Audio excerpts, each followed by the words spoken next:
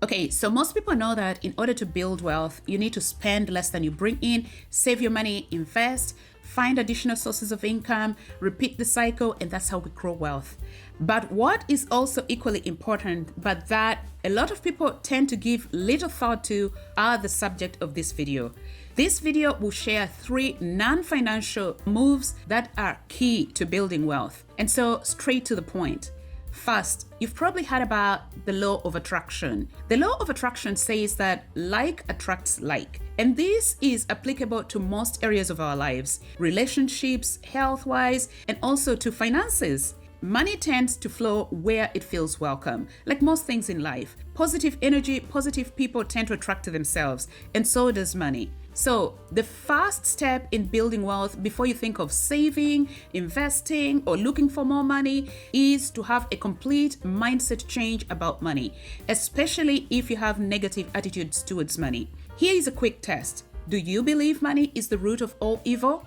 And by the way, the correct quote is, the love of money is the root of all evil, meaning that the excessive pursuit of money can lead people to do wrong things or to commit sin.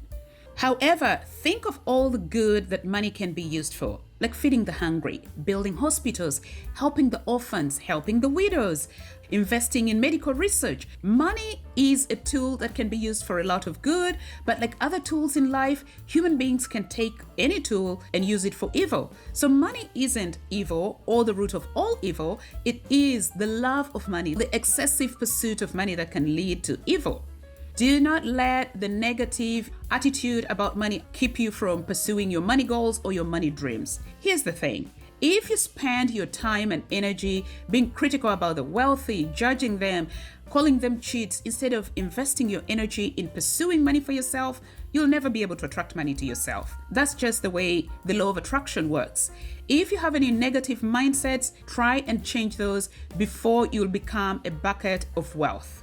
Then there is the negative confession about money being scarce. That is not true either. According to Forbes, there are nearly 2,800 billionaires in the world in 2024. That is billionaires. So pick a number and throw 9 zeros behind it. That's $1 billion.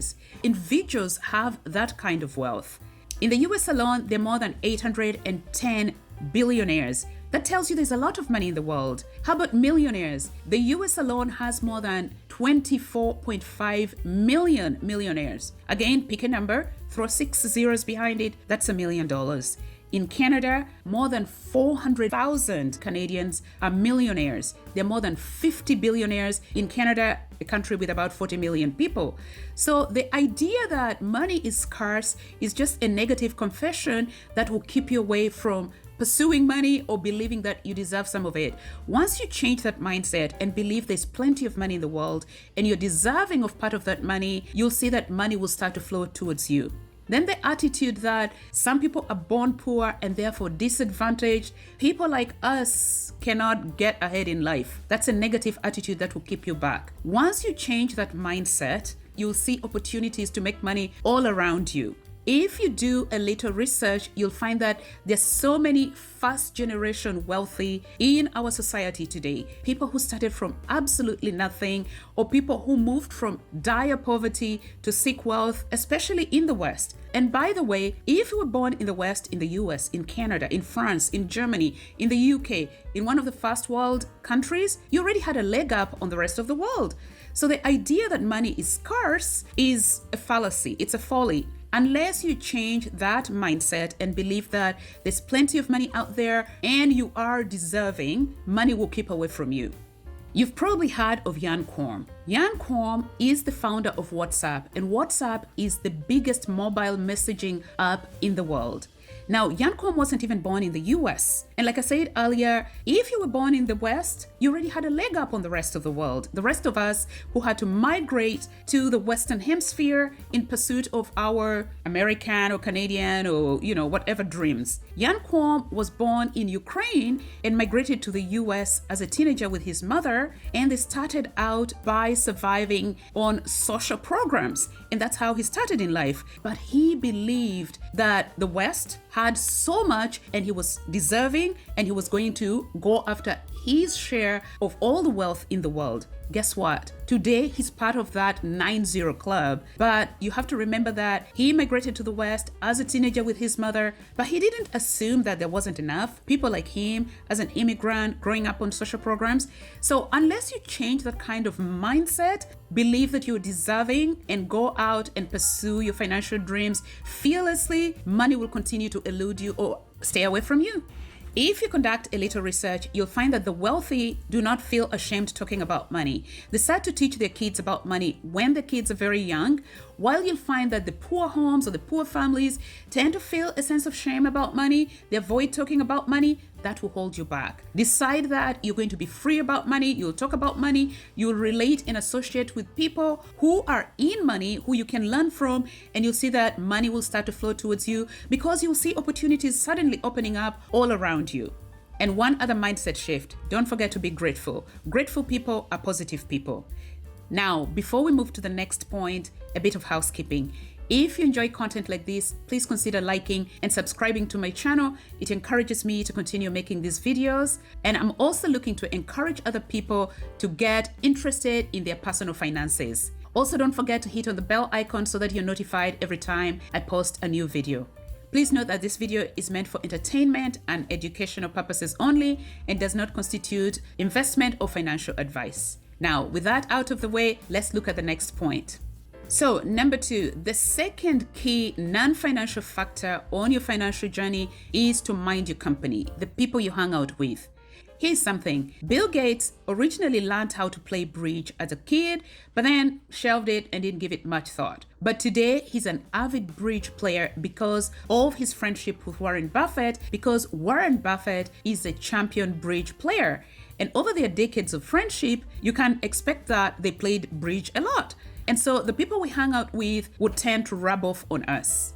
In a recent article, CNBC reported that Bill Gates wanted to work for another 20 to 30 years, health permitting, because his friend Warren Buffett still goes to the office 6 days a week at 94. The company we keep will certainly influence us socially, health-wise, and also financially. So be very mindful of the company you keep. You've probably also heard the expression that you're the average of the 5 closest people you hang out with. That is true socially as in your financial life. If all your friends just spend most of the time lounging around, just shooting the breeze and hanging out, and are not interested in any financial pursuits, you will be held back by that, because if you want to hang out with them, you'll be forced to do what they're doing, right? Some of the greatest business ventures in the world were formed by friends who shared in the same vision. Think of Google, those 2 PhD boys. So remember that not all factors that impact your financial journey are going to be financial in nature. Certainly, the company you keep will have a significant impact on your financial journey, so choose your company very wisely. If you don't have friends around you that share in your vision, you can find some online. There's so many people on YouTube, on Instagram, who are pursuing financial dreams and visions. You can watch their stories, you can comment, you can ask questions, and they'll help you on your journey. The number 3 non-financial factor that will be key on your financial journey is to become a doer, someone who takes action. You can only plan for so long and research for so long. At some point, you need to take action if you're going to see progress in your financial journey. Elbert Hubbard was an American writer, publisher, artist, and philosopher. And he once said, the world is moving so fast that the one who says it cannot be done is generally interrupted by someone doing it. That is true of wealth building as well. And I'm guilty of this as well. I am a graduate of business school. Yes, I have an MBA with a finance major from one of Canada's best business schools. I went to Wilfrid Laurier, and that's where I got my MBA. However, for years, I trusted the big banks to invest my money in mutual funds, while aware that the MER, or the expense ratios on mutual funds, were as high as 2.5% in some cases. I just gave up on the hope that I could retire on my investments. And in fact, I did not even contribute consistently to my investment accounts. And then suddenly, a few years ago, I snapped. In 2021, I decided I was ready to have a complete change and take my finances into my own hands. I opened up a self-directed investment account, a brokerage account. And if you've watched some of my prior videos, you know that I started investing on Questrade and started doing DIY investing, and I've been sharing the journey on this channel. So ultimately, you need to know that in order to succeed on your financial journey, you have to be able to take actions, quick and decisive actions with your investments. You'll have to be an action-oriented person. If you are not, you need to become one. Become interested and directly involved in growing your wealth.